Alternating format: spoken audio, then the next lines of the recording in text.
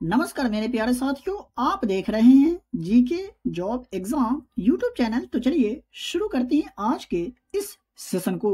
तो आप वीडियो को बगैर स्किप किए हुए पूरा जरूर देखिएगा, क्योंकि आपको मोस्ट वीवीआई प्रश्नों का प्रैक्टिस कराए जाते हैं और यहाँ से प्रश्न आपको अपने एग्जाम के पेपर में देखने को जरूर मिलेंगे। तो चलिए शुरू करते हैं। तो पहला प्रश्न है, शून्य के सिद्धांत का प्रतिपादन किसने किया? शून्य के सिद्धांत का प्रतिपादन निम्नलिखित में से किसने किया था? तो आर्यभट्ट ने शून्य के सिद्धांत का प्रतिपादन किए थे। सही जवाब हो जाएगा ऑप्शन नंबर सी। 2 नंबर प्रश्न है, मुगल साम्राज्य की भूमि राजस्व प्रणाली के संदर्भ में डैश शब्द निर्धारित राशि थी। तो कौन थी? तो जमा शब्द निर्धारित राशि थी मुगल साम्राज्य की भूमि राजस्व प्रणाली के संदर्भ में। और मुगल युग के दौरान भूमि को 4 समूहों में वर्गीकृत किया गया था, ये आप याद रखेंगे। 3 नंबर प्रश्न है, चौरी चौरा कांड कब हुआ था? तो बात करें चौरी चौरा कांड का, तो ये कब हुआ था? तो 4 फरवरी वर्ष 1922 को हुआ था चौरी चौरा कांड। सही जवाब हो जाएगा ऑप्शन नंबर सी। देखते हैं दूसरे प्रश्न को। तो 4 नंबर प्रश्न है, अंतरराष्ट्रीय न्यायालय में न्यायाधीशों की संख्या कितनी होती है? अंतरराष्ट्रीय न्यायालयों में न्यायाधीशों की संख्या जो होती है कितनी होती है? तो 15 होते हैं। सही जवाब होगा ऑप्शन नंबर ए। और यह संयुक्त राष्ट्र के चार्टर द्वारा जून 1945 में स्थापित किया गया था। देख लेते हैं 5 नंबर प्रश्न को। तो नाटो का मुख्यालय कहाँ स्थित है? तो बात करें नाटो का, तो इसका जो मुख्यालय है ब्रसेल्स में है। सही जवाब होगा ऑप्शन नंबर डी।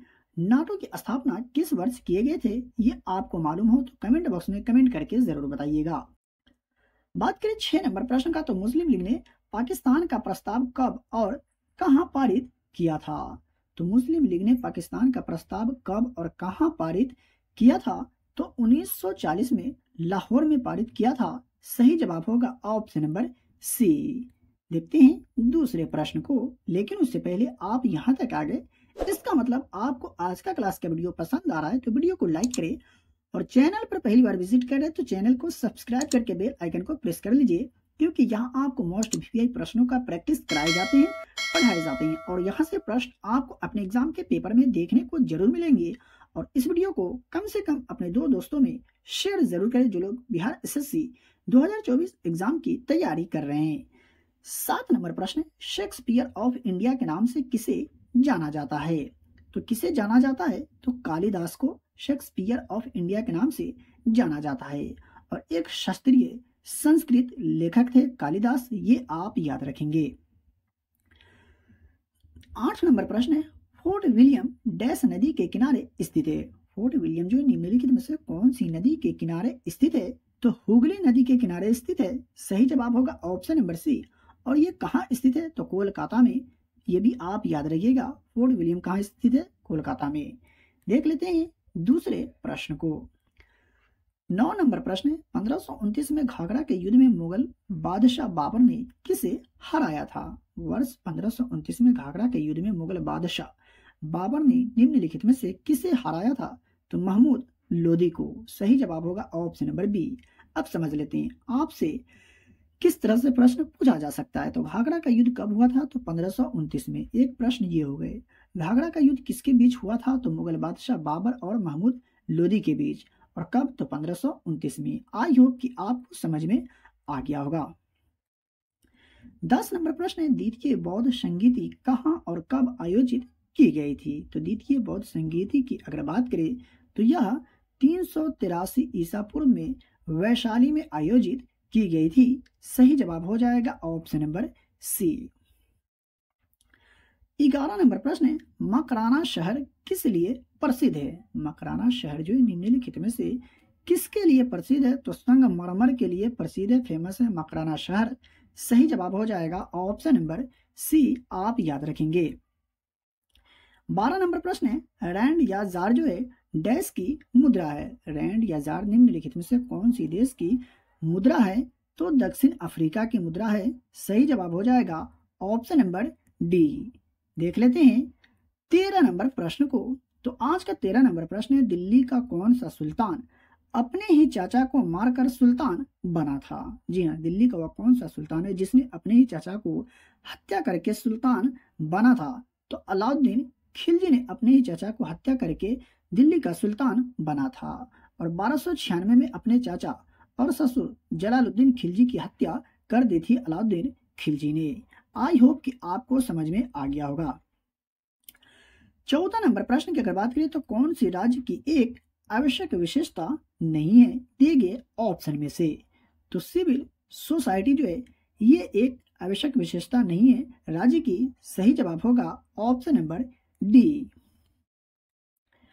15 नंबर प्रश्न की अगर बात करें तो भारत में खिलाफत आंदोलन के पीछे निम्नलिखित में से कौन सा कारण था? बहुत ही अच्छा प्रश्न है, आप याद रखेंगे। तो भारत में खिलाफत आंदोलन के पीछे निम्नलिखित में से कौन सा कारण था? तो ब्रिटिश ने तुर्की सुल्तान पर एक कठोर संधि लागू की थी। यह भारत में खिलाफत आंदोलन के पीछे एक कारण था और 1920 में कठोर संधि लागू किए गए थे, ये भी आप याद रखेंगे। देख लेते हैं 16 नंबर प्रश्न को। तो बांदीपुर अभयारण्य जो है ये कहाँ स्थित है? तो बात करिए बांदीपुर अभयारण्य का, तो यह जो है कर्नाटक राज्य में स्थित है। सही जवाब होगा ऑप्शन नंबर ए। और एक बाघ अभयारण्य के रूप में इसे वर्ष 1974 में स्थापित किया गया था, इसे भी आपको याद रखना है। मेरे प्यारे साथियों, सभी प्रश्न बहुत ही ज्यादा महत्वपूर्ण है, ठीक है। और यहाँ से प्रश्न आप अपने एग्जाम के पेपर में देखने को जरूर मिलेंगे, तो आप हमसे जुड़ के रहें और अपने एग्जाम की तैयारी को बेहतर बना करके आप अपने एग्जाम में सफलता हासिल करें। 17 नंबर प्रश्न की अगर बात करें तो अंतरिक्ष तक पहुंचने वाली पहली महिला कौन थी? अंतरिक्ष तक पहुंचने वाली पहली महिला आपसे पूछा जा रहा है कि कौन थी? तो वेलेंटीना तेरेस्कोवा जो थी ये अंतरिक्ष तक पहुंचने वाली पहली महिला थी। सही जवाब हो जाएगा ऑप्शन नंबर सी।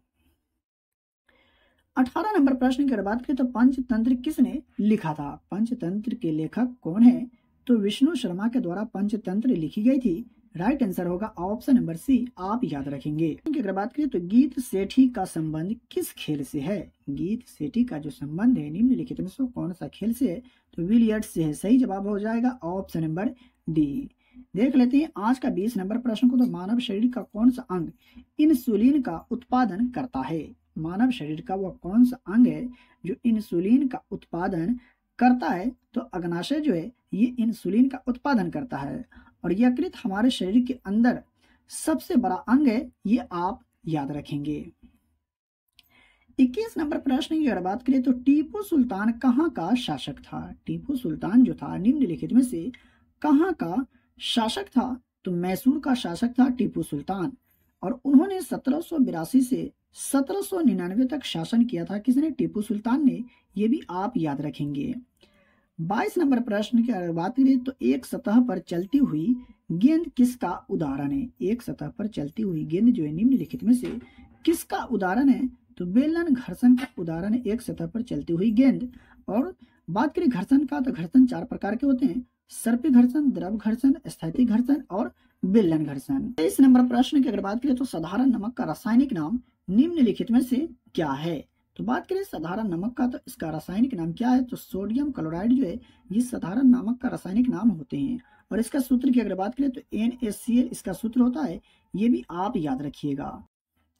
24 नंबर प्रश्न है आनुवंशिकता का नियम किसके द्वारा प्रस्तावित किया गया था? तो बात करें आनुवंशिकता के नियम का तो ये किसके द्वारा प्रस्तावित किया गया था? तो ग्रेगर मेंडल के द्वारा प्रस्तावित किए गए थे आनुवंशिकता का नियम। सही जवाब हो जाएगा ऑप्शन नंबर बी। वही बात करें आज का 25 नंबर प्रश्न का तो भोपाल गैस त्रासदी का कारण कौन सी गैस थी? भोपाल गैस त्रासदी का कारण निम्नलिखित में से कौन सी गैस थी? तो मिथाइल आइसोसाइनाइड। तो सही जवाब होगा ऑप्शन नंबर ए। और यह घटना कब हुई थी? तो 2 से 3 दिसंबर के बीच वर्ष 1984 में भोपाल में हुई थी। ये भी आप याद रखेंगे, आपसे प्रश्न पूछा जा सकता है। 26 नंबर प्रश्न की अगर बात करें तो भारत के 1 रुपये की करेंसी नोट किसके द्वारा जारी किए जाते हैं? भारत के 1 रुपये के करेंसी नोट निम्नलिखित में से किसके द्वारा जारी किए जाते हैं? तो वित्त मंत्रालय या भारत सरकार के द्वारा जारी किए जाते हैं। सही जवाब हो जाएगा ऑप्शन नंबर ए। देख लेते हैं दूसरे प्रश्न को। तो 27 नंबर प्रश्न है जब एक साइकिल चालक किसी मोड़ पर मुड़ता है तो वह डैश क्या है? ये आपसे पूछा जा रहा है। तो अंदर की ओर झुकता है। जब एक साइकिल चालक किसी मोड़ पर मुड़ता है तो वह अंदर की ओर झुकता है। सही जवाब हो जाएगा ऑप्शन नंबर बी। 28 नंबर प्रश्न है, 24वें जैन तीर्थंकर कौन थे? 24वें जैन धर्म के तीर्थंकर निम्नलिखित में से कौन थे? तो महावीर स्वामी 24वें जैन धर्म के तीर्थंकर थे और ऋषभ देव पहले जैन तीर्थंकर थे। ये भी आप याद रखेंगे। देख लेते हैं 29 नंबर प्रश्न को। तो भारत में राष्ट्रीय विज्ञान दिवस कब मनाया जाता है? तो भारत में राष्ट्रीय विज्ञान दिवस की अगर बात करें तो प्रति वर्ष 28 फरवरी को मनाया जाता है। चंद्रशेखर वेंकट रमन द्वारा रमन प्रभाव की खोज के उपलक्ष्य में मनाया जाता है हर वर्ष 28 फरवरी को राष्ट्रीय विज्ञान दिवस। मैं आशा करता हूं कि आपको समझ में आ गया होगा। 30 नंबर प्रश्न है, राजा हर्षवर्धन ने डैश में ज्ञान का एक विशाल केंद्र स्थापित किया जिसे भद्र विहार कहा जाता था। तो राजा हर्षवर्धन ने कन्नौज में ज्ञान का एक विशाल केंद्र स्थापित किया जिसे भद्र विहार कहा जाता था। और राजा हर्षवर्धन ने 606 से 647 ईस्वी तक शासन किया। ये आप याद रखेंगे। तो मेरे प्यारे साथियों, अगर आप अभी तक वीडियो को लाइक नहीं किए तो वीडियो को लाइक करें और चैनल पर पहली बार विजिट करें तो चैनल को सब्सक्राइब करके बेल आइकन को प्रेस करें और इस वीडियो को अपने दोस्तों और रिलेटिव में भी शेयर जरूर करें। डेली की क्लास का फ्री में पीडीएफ प्राप्त करने के लिए वीडियो के डिस्क्रिप्शन में दिए गए टेलीग्राम चैनल लिंक को ज्वाइन करें और डेली की क्लास का फ्री में पीडीएफ प्राप्त करें। तो चलिए मिलते हैं फिर से एक नई वीडियो में।